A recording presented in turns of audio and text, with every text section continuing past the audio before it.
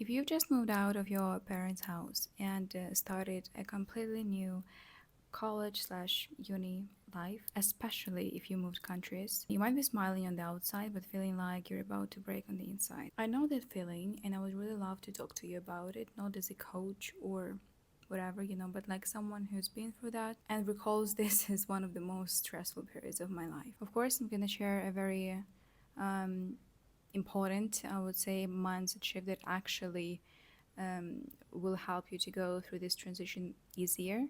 So stick around and let's dive into this video. Let me share a little bit of my background and why I would like to talk to you about it today. So I started university in another country at the age of 17, and I pushed through 3.5 years of my life until I found out that I'd gotten at that point ovarian cancer stage 2, a tumor of 19 something centimeters in diameter. Imagine it's 19 centimeters is about this big of a thing. It's literally my head in my stomach.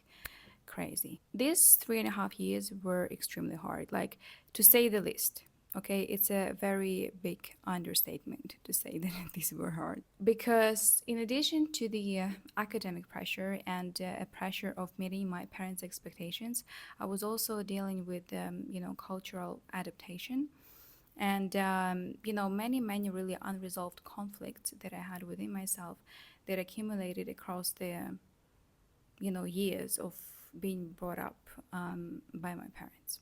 I mentioned this because I truly believe that stress plays a huge role in our lives. And stress, in turn, comes from not understanding your feelings and emotions and how to deal with them. And even though I believe that me getting cancer this early is a blessing in disguise because it played a huge part of my spiritual becoming and who I am now, it was literally necessary for my soul's growth. But I do believe that things could turn out better for me if I knew what I'm about to share. When you start a college or a university, there is so much that nobody tells you. You're figuring out who you're about to become while, building friendships, building relationships with people, while feeling unsafe in your body, new girls, new boys, the academic pressure, of course, all of that, it actually accumulates and eventually it might become really heavy. On some days, I recall it might feel like it's literally too hard to bear at that age. I remember when I just left home, I felt like it will be a fresh start in a city where nobody knows me, in a country that nobody knows me. New language, new people, a real fresh start. And yes, indeed it was. However, no one told me that you can move out of the place where you got all of your wounds, but those wounds always travel with you, no matter how far you go. I had no idea back then, I'm gonna remind you, I was 17. I had no idea back then what the wounds actually are. I had no idea how upbringing actually, shapes us and how much it influences our lives. But a very interesting point, guys, is that actually back in the days when my mom asked me what I'd like to study, I said psychology, even though I had no idea. I had no idea why, but something somewhere deep inside I kind of knew. So for years during studying, I thought that I was a victim being attacked by roommates with a behavior, by teachers at the university, by circumstances that felt so unfair. All of the time, I was in the survival mode, thinking that life is happening to me all the time. I used to take everything like a real victim, even though I very quickly became interested in self-development. During the second year at the university, for sure, I was reading books on self-development. I even started meditating back then, even though I had no idea like why I was doing that, but somehow I just got into that. But nothing really seemed to be helping, like actually helping to improve the quality of my life. I primarily hated my studies. And I remember I was like thinking maybe I should swap unis, maybe I should swap cities, maybe I should swap countries. Honestly, I had no idea what to do because I was so deeply unhappy. At that point, I really felt like the entire world was against me. Now, from the perspective of how many years? Like, guys, almost 10 years since I started university. I can see that I wasn't attacked. I was being shaped. But I couldn't see it because my lack of knowledge about emotions and their place in our lives, they prevented me from the right mindset on things in life, on people, on circumstances, on everything that was going on around. Now, listen to me. If you can feel it in your bones and actually embrace the truth that I'm about to share with you, life can become so much easier for you. And every transition you have in your life, every transition period, any like change, okay, can just, be so much easier for you. Remember this: nobody is here to put you down. Nobody's interested in that. People are too selfish for it.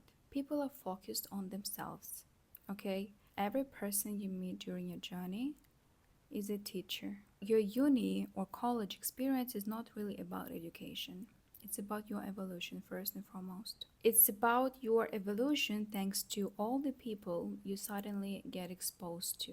I had this teacher in my school who actually was the reason to most of my mental breakdowns, to all of my nervous cells that were given me for a lifetime being drained in like the first week of studying with him. So I had this teacher who was like an energetic vampire. Okay, after classes with him, I literally would come to my dorm, collapse into my bed, and just like sleep for an hour or two. That's how much drained I was after these classes. Okay, like it was so hard to be around him.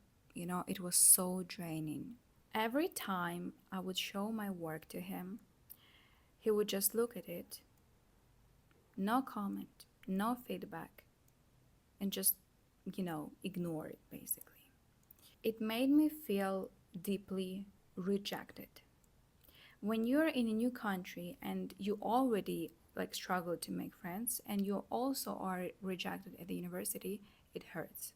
I didn't realize it back then. But now from the perspective of like quite some time, I can see it. He made me feel literally invisible. He made me feel unimportant. He made me feel unseen. I felt like no matter what I did, I wasn't enough. And I kept thinking, like, do I even matter here? Like, should I even come to these classes? Like, what the heck is going on? That silent treatment that he gave me, it felt like a rejection. It wasn't just silence, it was a real rejection.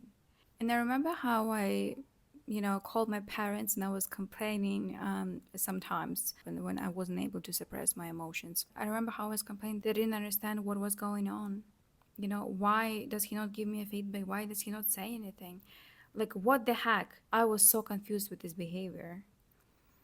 And now, from the perspective of 9 years time since I started actually, no, I started studying with him during my second year at the uni, so 8 years ever since.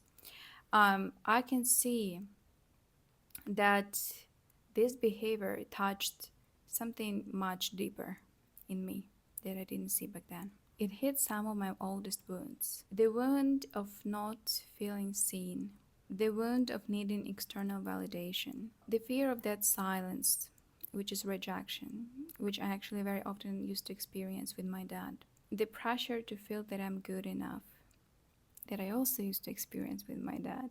I took all of it personally, but what it actually was is the soul's contract.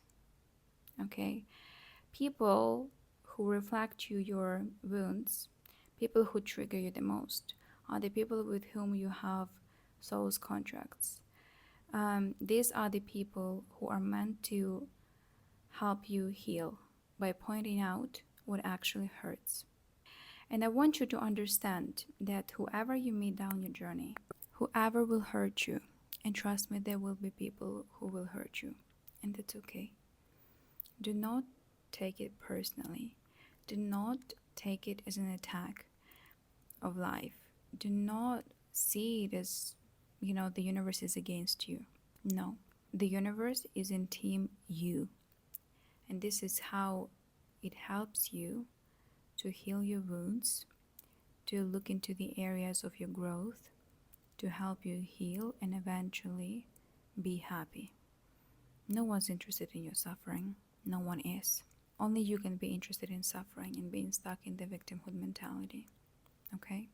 And here is a twist. In that class, with that teacher, I learned the most. Not only like technical skills, which also like I learned the most in that class, but also as a person, as a soul. I started realizing that maybe he wasn't there to make me feel good.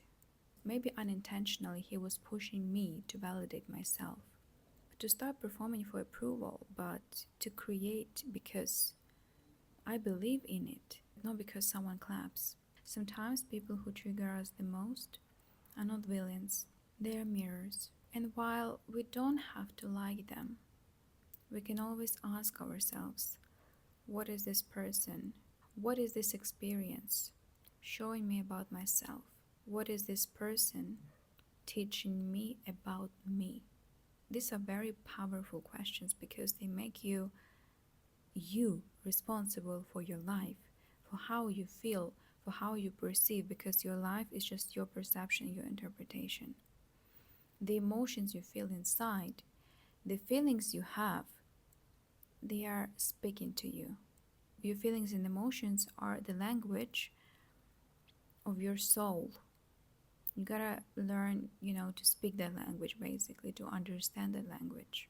I feel like if I knew that, it would make my life so much more enjoyable, so much easier, so much just more fun, because my uni years, they were not fun years.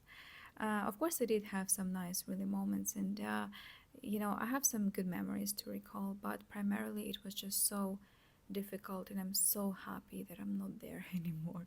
My parents used to tell me, "Oh, enjoy. These are the best years of your life." No, this is a lie. It was a lie. Now I have my best years of my life. When all of that is behind me, when all the big chunk really of growth is just behind my back. I hope this really helps, and I really hope that you understood what I tried to convey. If this feels insightful, let me know what you think in the comments down below. Write your biggest takeaway. I will see you in my next one. I'll see you soon. Bye bye.